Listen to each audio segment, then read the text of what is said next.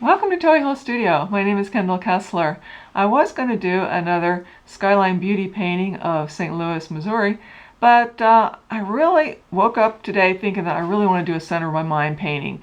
These are paintings that are, as I said before, music without words.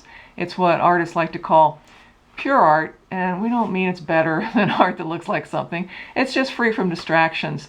If you like it, you have to like it on the basis of just how it looks, not that it looks like something you like to see.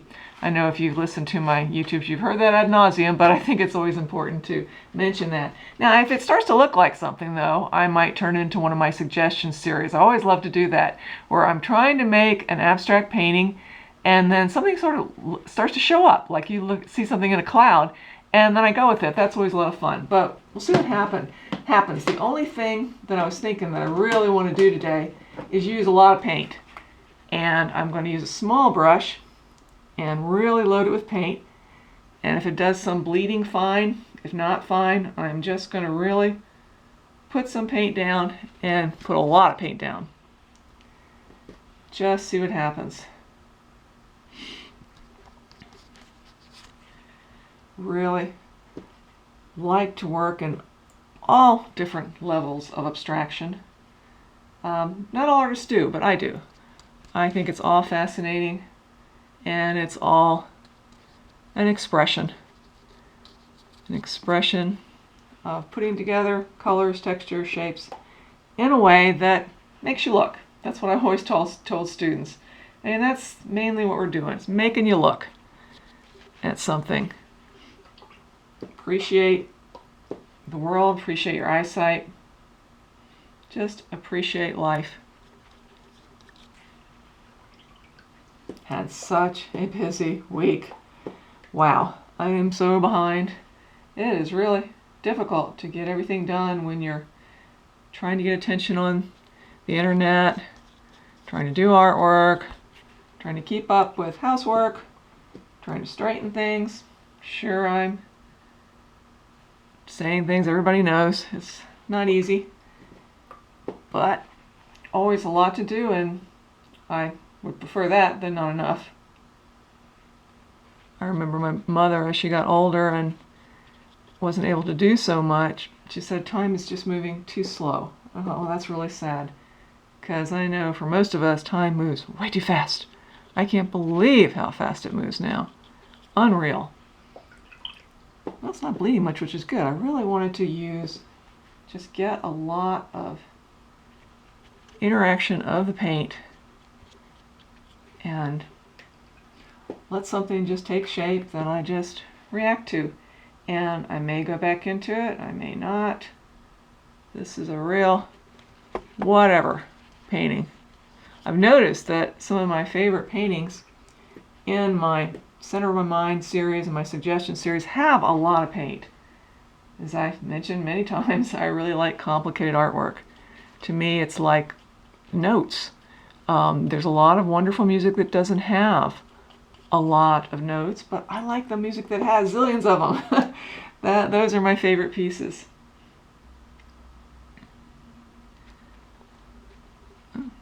Well, I definitely am getting it complicated. I'm very pleased. I'm not holding back. I'm just letting it happen and seeing some things. Oh, like that right there. Seeing some things. As I've said ad nauseum, the white is always going to fight with colors because it's all colors together. So once I get rid of that, I'll really see what I've got. Have fun. This is going to be a short one, which is nice as usual. As I said, I got so much to do. So if it's not a real long YouTube, that's fine with me. Wow, it really is getting complex. That's what I wanted. You never know with these demos, because I'm just really always doing them off the cuff. I'm real pleased with my latest Blue Ridge painting where, no, I don't do it off the cuff. Even though there is a lot of decision making, a lot of changing around, and I really did in this one, it's still something that's done over a long period of time, and I have to wait for all the drying, and it's very different from this. I'm using acrylics, and acrylics dry very quickly. I'm using cheap paint on cheap paper, so this will not be available for purchase. But you can get great archival prints if you become interested in this one, like to get one. And I've gotten them myself. They really are great, and they'll last forever. But I don't like to sell artwork using cheap supplies because I do want my stuff to last, and I don't want it to fall apart on people. A lot of people don't know this, but watercolors is a very, very delicate medium, and if you take a watercolor and stick in a tremendous amount of light, it's going to eventually just fade. Unlike oil paint. Oil paint, you shouldn't have a lot of light either, but God, it's nothing compared to acrylics in terms of durability. They're just fantastic.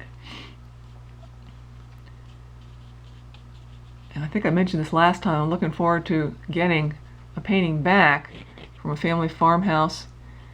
Some old paintings of mine that I really want to get back, and I'm sure they're fine. Sitting in a farmhouse that's really not in good shape now and been falling apart, I bet they're fine. But they're just sitting there, colors are the same, and nothing's happened to them. They're not moldy or anything. Oil paints are so wonderful. Okay, wow, it's getting really complicated. Now it's at the point, I know this is hard to understand, it's at the point where, well, do I keep going, do I quit? That's always so hard in any kind of art. Doesn't matter whether it is what we call representational, the way things look, abstract, kind of abstract, you know, well, what we call abstract when the shapes are changed. I think the average person thinks there shouldn't be anything in it. But a lot of work by Picasso is what we call abstract, because he purposely, on purpose, changed the way shapes are. Not because he couldn't draw, he was a great, what we call draftsman, but he on purpose changed shapes, and we call that abstract. When you don't really see anything, and I'm not seeing anything in this one, so don't think it's going to be one of my suggestion ones. When you don't see anything, we artists call that non-objective or non-figurative. And as I said, a lot of artists like to consider it to be pure art because your reaction has to be based on just the way it looks and not things you like to see or don't like to see, or, you know, so on. I know I've mentioned this before, but I think it's so important. Okay, I spent many, many years explaining art to people because I mostly taught art appreciation, even though I taught watercolors and oil paint, and there's my phone, tough, and what else did I teach? Oh, design, drawing. But I taught a huge number of art appreciation students who probably had never thought a whole lot about it, or they were taking it because they had to take it for an requirement.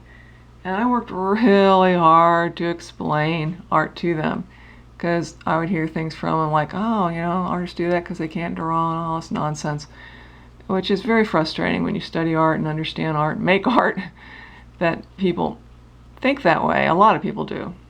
But not everybody. There are plenty of people who understand exactly what we're doing when we do this, and I don't see a thing. I bet if I looked real hard I could find something. When I do this, a lot of times I see birds. Like I'm starting to see like a pink bird right through there, and fish, because of this swirling way I'm doing this.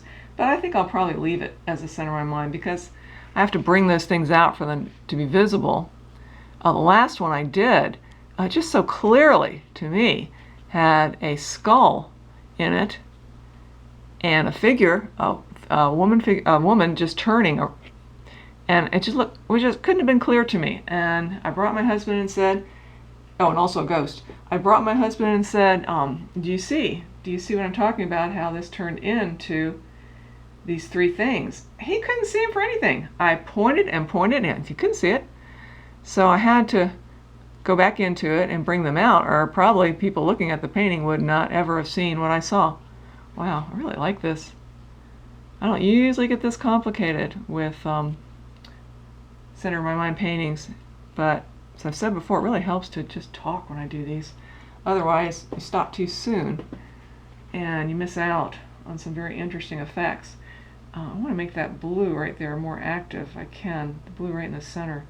That's always tricky because it's kind of just sitting there. That's better. You may not be able to see that because it's really impossible to get the colors exactly right with the camera, and on YouTube too. But it just got more active. And let's see, might get a little more pink and some violets in it, and then I'm just gonna leave it, and I'm not gonna look real hard to find things this time. I think this one's gonna be a center of my mind, music without words. Oh, that works. Oh, that pink is becoming very active right through there. All the white is gone, so now I'm really seeing all the color relationships in a stronger way. Don't have a lot of red in this. I don't know if I want to. Really been getting to pink and green lately. Pink, gray, and yellow.